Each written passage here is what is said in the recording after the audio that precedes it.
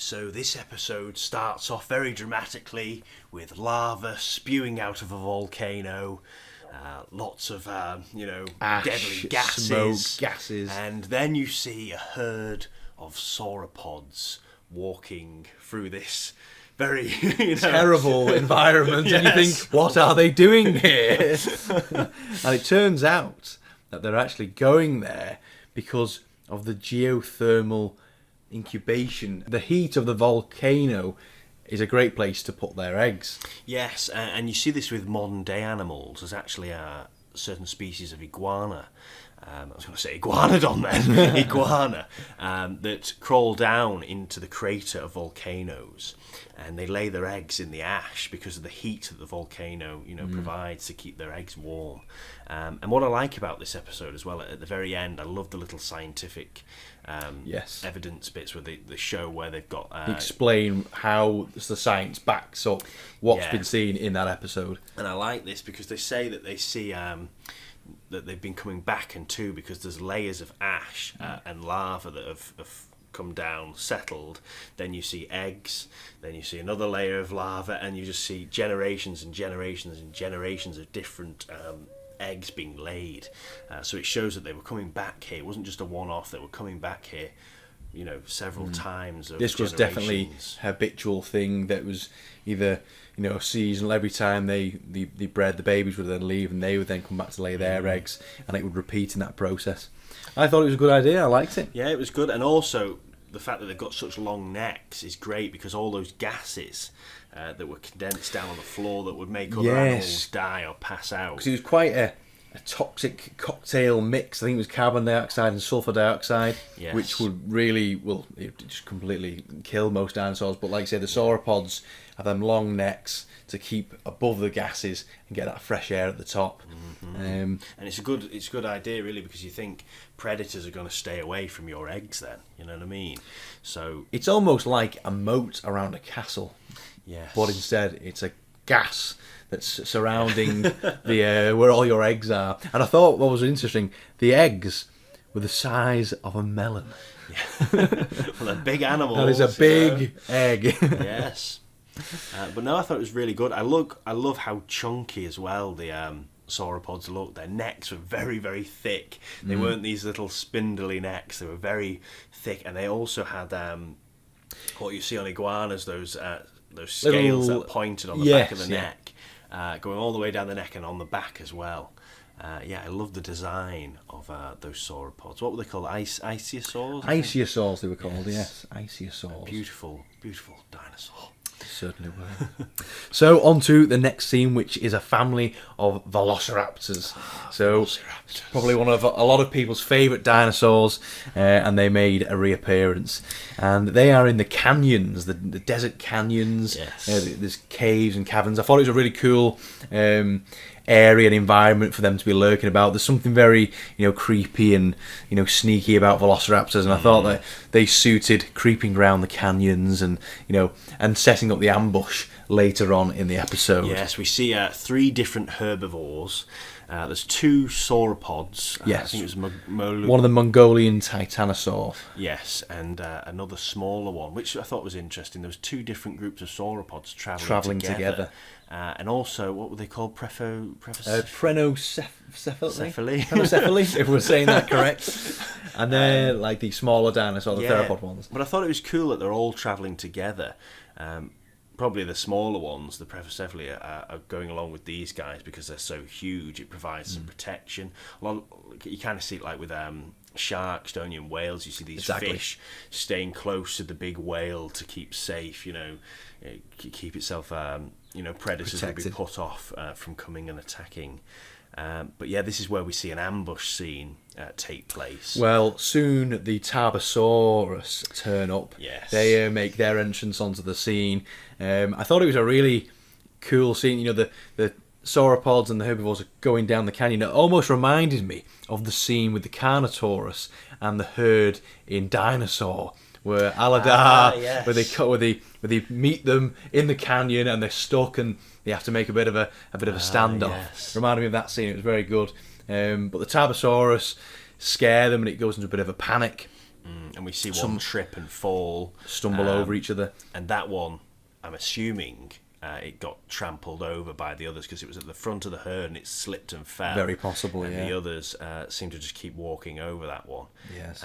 But then the Prenocephaly, they, because they're smaller, they decide to try and run up into the canyons and escape. And that's when this... I was completely shocked when I saw it, this scene where it's running up and then one of the velociraptors just karate kicks the Prenocephaly off the cliff. I couldn't believe it. Yeah, but I thought it was interesting as well how it set it up, because one velociraptor chased them into this towards the other velociraptor that was waiting round the corner. So it shows they're very smart. One's chasing them, leading them to the other, and the other one's waiting around the corner. And as soon as it came round, bang, just kicked off the cliff. That's it. And I thought, it's really clever that, because rather than have a fight and risk injury, why not just kick your prey off the cliff and let gravity do the work? Exactly that. It shows the thought process that's gone into it. They thought, we'll lure them up to a higher place, we'll have multiple pack members in different places, and it's been executed perfectly, and they kicked the poor Prenocephaly off and then gone and collected their prize. You've got to think of the power in those kicks as well. When they're kicking up, they've not just got the claws, the power of the kick, and then slicing them with this huge curved claw. And not only that, the fact that it's fell off, so it doesn't even have to use its claw. If the claw doesn't get you, you're going to die from falling off the cliff. But yeah, I thought it was a really good scene. It was really cool. And then, obviously, the... Tarbosaurus makes a kill as well. Yes. And they're, I think, one of the sauropods, isn't it? I do think, though, they're very reluctant to show any violence. Yes. When you think of Walking with Dinosaurs, that show would show blood, guts, the lot. It was not shy of showing dinosaurs getting into fights. At the end, we see the sauropod that's obviously it's got trampled over, and the Tarbosaurus come around it, and you see them begin to eat, but it doesn't show any blood. No fighting or anything. I feel they're a little bit. The scenes are quite well navigated to avoid any blood or anything too graphic, I think, which is I suppose it's good because it makes it a bit more friendly to certain audiences. But then there is that argument that we want to see a bit of gore in these episodes. I just think with some of these animals, when you look at lions taking down wildebeest and buffalo and things like that, and then you think of a tarbosaur, the size of this animal taking on a sauropod that's just enormous. I want to see the power. I want to see the bite force and this animal, what it really can do. You know what I mean? I would like to see Tarbosaurus have a bit more action. Grabbing them, fighting. A bit like that. But I think it does make sense. From a predator's point of view, it does make sense. Just let them do the work for you. Let them trample over each other, stand back. You've caused a panic. Now I'll move in and just take the spoils rather than risk injury trying to work smart and not that hard. So it makes sense. Yes. So the next scene is the egg thief scene. So there's one of these dinosaurs that are looking to steal the other dinosaurs' eggs. Yes. And he's a relative of Velociraptor, isn't it? Yes, that's right. Yes. And it's under the cover of darkness that she chooses to do this, because she has excellent vision. And she sneaks in. And what I like about this is she doesn't just steal one egg and run off with it. She stays there and eats as many eggs as she can and waits until she actually gets discovered, and then grabs one and legs it and runs off. And then she feeds her young with this egg that she's stolen. That's right, and it goes on about how it's showing that the young have to identify this egg as food. So it's almost the process of the adult teaching the young as well that this is food, and then that shows how the dinosaurs then learn, and then when they grow up they'll also go and steal more eggs from dinosaurs. Yeah, very good. And then we have the Ankylosaurus, which I thought was really good. It really epic. I think it was speaking about how they can retain a lot of water for so long, and they were really well adapted to life in the desert. Nostrils, wasn't there, that they let the air cool or something? It was described as like an air conditioning unit. Yeah. They breathed the air in, and their nostrils cooled the air as it came in through the nostrils, which is it's something really good to have when you're in the middle of a desert and it's extremely hot. So they were very well adapted for these Badlands. And we see one come across a bit of vegetation, and there's a bit of a tussle there, kind of fighting for it, because there's vegetation in the desert is so little and sparse. Yes. It's worth fighting over. And then one comes to a small oasis, where there's some smaller dinosaurs who The are... Prehistoric again. Is that how you say the name? Prehistoric. I'll be able to pronounce it by the end of this session. But they are just annoying the Ankylosaurus and, pestering him because the water's so, scarce that it's worth, trying to keep to yourself. But that's when the larger Ankylosaurus is hidden away in some little cave. Yeah, he fends them off by thrashing his club around, and then the big male comes out and decides to say clear off. But then the second one comes in, that's a younger one. So there's two young ones and one big male, and he thinks, I'm not gonna take on two of them. I couldn't believe though their clubs at the end of the tail weigh 20 kilograms. Yes. I think That's flipping heck, that tail must be incredibly strong to be able to hold up 20 kilograms. I mean, imagine getting hit by that 20 kilograms. Bang! It's enough to break bones, when you think, God, it's impressive. You'd have a bad headache if you'd probably be dead. Yes. A bad headache at the least, and dead at the worst. Impressive stuff. So they have that little fight, and they decide that they're going to share the water. And then we move back then to the sauropods at the start who had laid their eggs. Now these eggs are now hatching in the volcanic geothermal area that we began the episode in. They're hatching, and I think it mentioned something that they were making noises from inside the egg to coordinate that they all hatched at the same time. The hatching, so they all hatch at the same time. Yeah, I think that's really clever because definitely you don't want to hatch too soon and there's no one else around. You want to all hatch at the same time. Strength in numbers. Yes, exactly. Strength in numbers. That's what you want.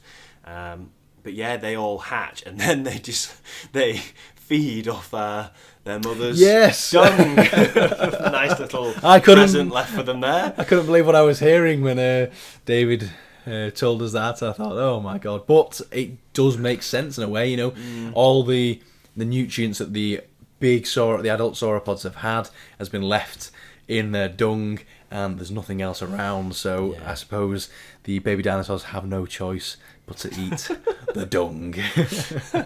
No Michelin stars being awarded over here, but you got to do what you got to do. And once they've eaten their lovely dung lunch, it's then time to move on. But you may be thinking, how do they move on with all the deadly gases? They were saying there was something about a change in the season there, where the winds have picked up now, and so the gases are blown away. So the gases aren't condensed in such thick areas. But because of the gases being moved, this opens the doorway for predators to then come on the scene. And this is the Rajasaur, I believe. Rajasaurus, I think. Rajasaur. And I really liked this dinosaur. I thought it was really, really cool. Just looked good, the skin, the pattern. And I thought the movement was good. I did notice a few scenes of him running about because he starts to chase the baby sauropods in the the cracks, and because they're so small, they can get away and hide from him. But I thought his movement and the animations was very good with him. And it was quite a scary scene as well because these poor babies were, they've been... The babies getting attacked. They've been attacked, again. Yes. It's always the babies that get killed in Prehistoric Planet. Yes, because it was described as a feast because he did eat a lot of the babies, unfortunately. But some did manage to survive. Yes. Some did manage to survive. And what was good as well, just before that hunt as well, they said that the mothers also left them a present, which was... along the journey, their dung had seeds in it, so plants were starting to grow from those seeds, and they could feed on them on the way just to keep them going before they get to the forest. But yeah, that hunt scene was very good. I did like you said, the animation of him hopping over the rocks and catching the babies. Very, very good. But yeah, it was what I like as well is that they've come back to see those. You know, you continue with the journey. The episode's come full circle, hasn't it? Yeah, there's a lot of scenes that I wish would go on longer. I want to find out what happens next, and with this one, we actually do. We see those, you know, mothers coming in, laying their eggs, and then we actually see the babies hatching and continuing their journey. What I'd love to see is just one episode, maybe just on them. You know, seeing those babies growing up and becoming sub-adults, having to take on predators, and then actually turning into full-on adults and mating, and then going back to actually lay their eggs at this nest site. Yeah, it'd be nice to see just one dinosaur from start to finish. Yeah, I think that's what it could be missing. I know it's basically like Planet Earth, you know, showing loads of different clips of different areas of a certain type of habitat. But I do think if we were just to focus on one dinosaur, one group, and follow their journey through something, I think that would be something that you know, you really get to feel a character from the. You'd bond with the character of the dinosaur. Yeah. So you'd be like, oh, you're following it on this journey. You want to see if it survives or not, and I don't know. I think that's something that they could do if they were going to make another one. Yes, definitely, I agree. So that is the Badlands. So let's move on to swamps.